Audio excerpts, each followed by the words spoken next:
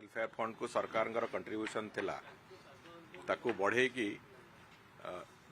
5 कोटी जगह 10 कोटी करा जाइछि एवं जहा फल रे जो मृत्युकालीन अवसरकालीन जो गोटे सहायता विभिन्न एडवोकेट माने पाउथिले जोटा 4.5 लाख टंका पाउथिले सेटा 9 लाख टंका से माने पाइबा पई एक व्यवस्था करा हिची। ओडिसा रे जो बंधु माने लीगल प्रोफेशन को एक नोबल प्रोफेशन हिसाब रे तांकर निजर कैरियर हिसाब रे तैयारी करचंती सेमानंकर जो माने असुविधा रे अछंती सेमानंकु जेमिति सहायता दबा पई सेमानंक सहित ठिया हवा पई सरकार निष्पत्ति नेले एवं से निष्पत्ति को माननीय मुख्यमंत्री अनुमोदन देले से मुख्यमंत्री को आमर धन्यवाद एवं जो भली भाव में राज्य सरकार ये जो जनकल्याणकारी योजना गुड़िक करुचंती विभिन्न वर्गर विभिन्न फ्राटर्निटीर लोक मानक संगे ठिया हवा लोकंक सरकार भाव में निजक प्रतिपादित करने जो प्रक्रिया राज्य सरकार करुचंती निश्चित भाव में ये तार गोटे अंशविशेष कहले अत्युक्ति हम ना तेणुक जो एडवोकेट बंधु माने जो माने लीगल प्रोफेशन अच्छी आम आश्योर करने को चाहूँ सरकार तरफ जे सेमानक सहित आम सब बेले अच्छु एवं तांकर भलरे मंदरे ठिया हवा सरकार सब बेले निजक प्रस्तुत रखिंट।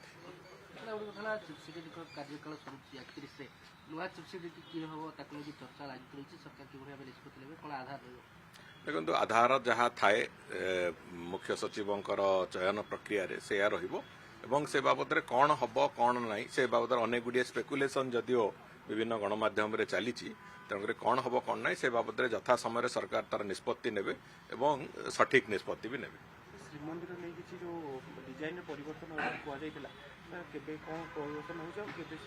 परिवर्तन हो प्रोजेक्ट आसीबो। देखो दर्शन प्रक्रियार जो परिवर्तन करिवार कथा प्राय 27-28 तारीख भितर चलित मास 27-28 तारीख भितर से कथा को आमे इंस्टॉल करेबू से काम को आमे जो क्रियान्वयन पूरा करदेबू एवं 1 तारीख रु जमिति समस्ते ठीक ढंगरे दर्शन करेंगे से बाबद सरकार पूरा संपूर्ण रूपे से सजग अच्छा।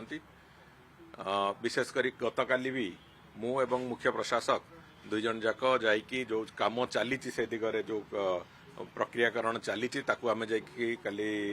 समीक्षा करूँ देखीचु दुई जन जाक एका संगे एवं काम भी संतोषजनक भाव में चली 27 तारीख कि 28 तारीख रे आमे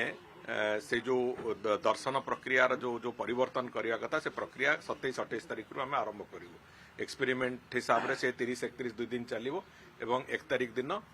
संपूर्ण रूपे से समस्ते से माध्यम रे दर्शन कर प्रक्रिया को आसवे। एंट्री एग्जिट एंट्री जो पटे आसुचंदी से पटे एंट्री करेंगे एग्जिट जो करेंगे घंटी द्वार आर द्वारटी 2टी द्वार गारद द्वार ये 2टी द्वार से माने एग्जिट करेंगे नहीं 7 पाहाच देकी आसीबे दर्शन सारिकी घंटी द्वार और गारद द्वार देकी से माने बाहर को बाहरिबे एभली एक व्यवस्था होची एवं महिला मानक पई